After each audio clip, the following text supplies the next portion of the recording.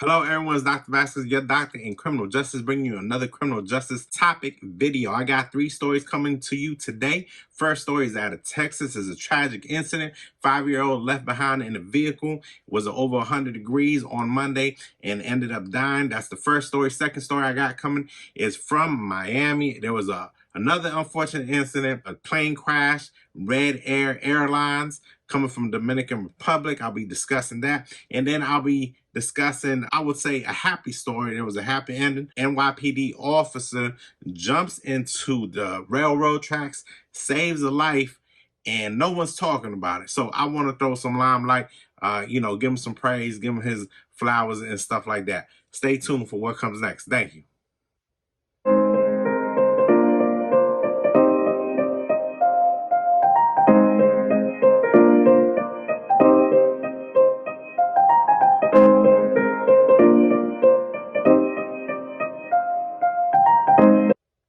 All right, welcome back. So going into our first tragic story, like I said, 5-year-old in Texas, about 20 miles from Houston. Mother's daughter and son go to the store, come back.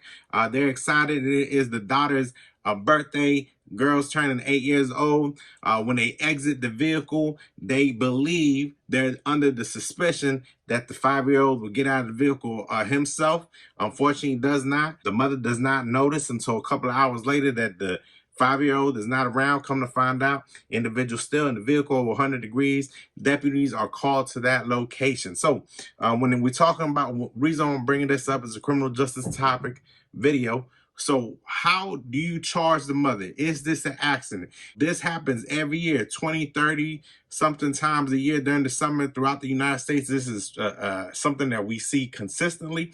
Do you charge the mother? If you do charge the mother, what do you charge them with, right? Because remember, there's different types of charges. First degree, second degree. We're talking about manslaughter. So if it's first degree, we're talking about it was premeditated. This was not premeditated. We're talking about second degree is the heat of the moment, heat of the passion. That this was not that case, manslaughter. As far as I know, charges has not been brought up upon the mother. Let me know what you think. Let me know, could this happen to anybody? I know I lose things all the time. I've never lost a child, thank God. We do misplace things. We do daydream. We drive and we daydream. We do look at somebody in the face and we don't know anything that they're saying to us. So we space out. So again, let me know what you think about this issue. Let me know if you even think it's a criminal justice issue. Because like I said, from what I had read, the mother had not been charged yet. All right, going into our second story. So yes, it was a plane crash coming out of Dominican Republic, landed in Miami, I want to say on Tuesday. There was 126 passengers. It happened around 5:30. Luckily, there was only 7 injured. No one really, from what I read, from what I found out, there was no critical injured or anything like that. No one died. Plane did catch on fire. They're saying that one of the landing gears malfunctioned and it was technical difficulties. That's what's been come about. So the reason why I'm bringing this up, ladies and gentlemen, it's a flight coming to the United States. So who does that onus fall on? Does that onus of, checks and balances, does that fall on DHS? Does that fall on the FAA? Does that fall on the originating country, which would be the Dominican Republic? Does that fall on the airline? Okay. And when you do take charges or when you do pursue charges, who is that against? Would it be against the airline? Would it be against the pilot?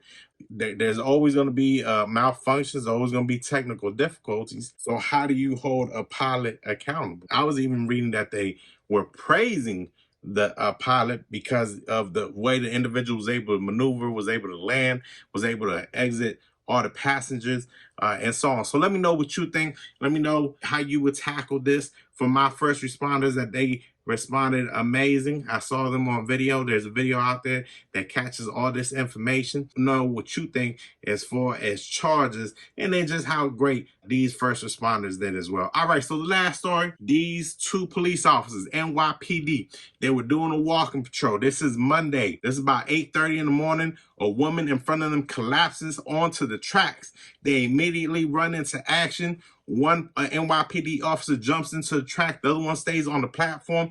We have a train coming. Individual lifts her up from the tracks, puts her on the platform with his partner, and they end up saving the day. So I'm bringing this out. I always like to end on a positive note, on a positive story, because a lot of times these police officers, they don't get the praise, the flowers, and the appreciation that they should. So let me know, first of all, if you were that police officer, would you jump on those tracks? That'd be my first question. And then my second question, why is it that we as people don't promote positive stories? You're going to hear about this 5-year-old who lost their life, but you're not going to hear about that police officer that jumped into that train. So do we promote negativity? Are we attracted to negativity? Or do we just set aside these officers that did an amazing job and should get more praise? Thank you so much for watching the video. And until next time, have a good day, everybody. Thank you.